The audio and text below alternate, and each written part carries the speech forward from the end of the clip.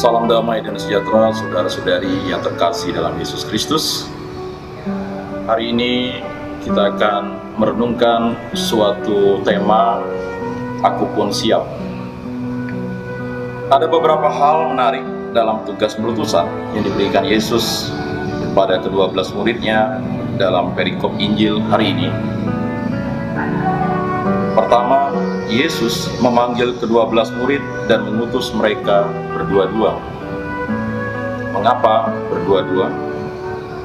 Mengapa tidak pergi sendiri-sendiri?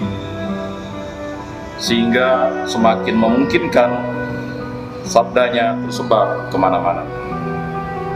Yesus sepertinya amat menyadari keterbatasan dan kelemahan para muridnya dalam tugas pelutusan baru ini.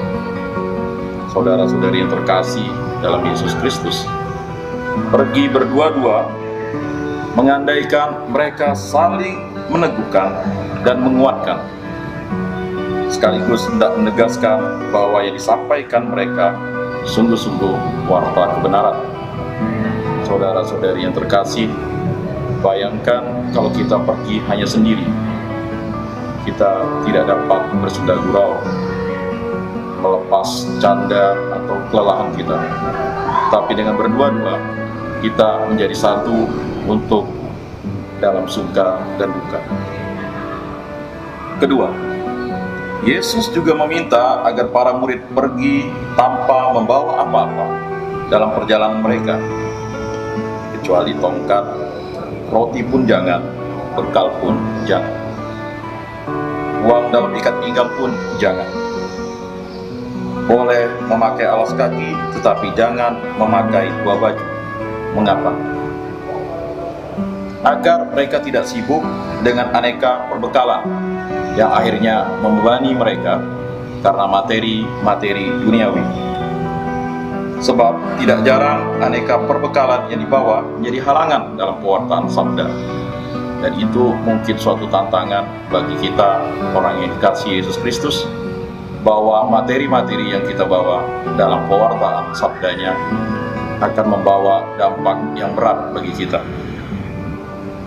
Banyak pewarta sibuk sendiri dengan aneka perbekalan dan bahkan yang mereka miliki.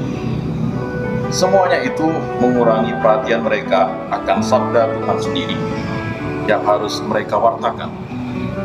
Tak jarang kesaksian diri menjadi perhatian utama pewartaan dibandingkan dengan sabda yang harus diwartakan. Jujur, saya saja dalam diri kita, kesaksian diri memang lebih menarik hati banyak orang.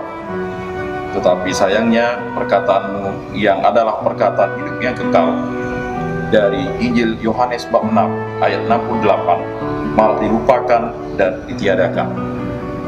Itulah bentuk dari kelemahan kita. Bukankah segala sesuatu akan berlalu? Kita bisa lihat Injil Matius bab 24 ayat 35. Ketiga, kalau ada suatu tempat yang tidak mau menerima kamu dan kalau mereka tidak mau mendengarkan kamu, keluarlah dari situ dan kebaskanlah debu yang di kakimu sebagai peringatan bagi mereka. Dalam ayat ke-11 ini, Yesus menegaskan bahwa harus diingatkan benar-benar, sekaligus mewajibkan setiap orang agar berani mendengarkan sabda Tuhan dan melaksanakannya. Karena keselamatan memang adalah sebuah pilihan dan itu tak dapat diganggu-gugat, mengingat kehendak bebas setiap orang. Tetapi tak dapat disangkal bahwa Allah amat menghendaki agar semua orang beroleh selamat. Dan seperti yang ditegaskan Rasul Paulus dalam suratnya kepada umat di Efesus, bukankah hanya dalam Kristus Allah telah memilih kita, supaya kita kudus dan tak bercacat di hadapannya dan menjadi anak-anaknya. Surat Rasul Paulus pada jemaat di Efesus bab 1 ayat 2-3. Kita mempunyai kebebasan memang untuk memilih. Apakah keselamatan menjadi pilihan utama kita? Kiranya penegasan Rasul Paulus meneguhkan pilihan kita sekarang ini. Mungkin Saya terlalu berani bertanya, apakah kita ini hanya sebagai penikmat keselamatan? Tidak.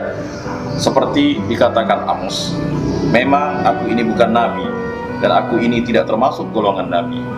Apakah aku ini?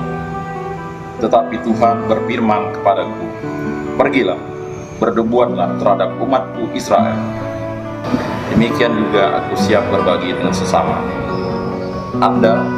Anda pun hendaknya siap diutus untuk berbagi dengan sesama.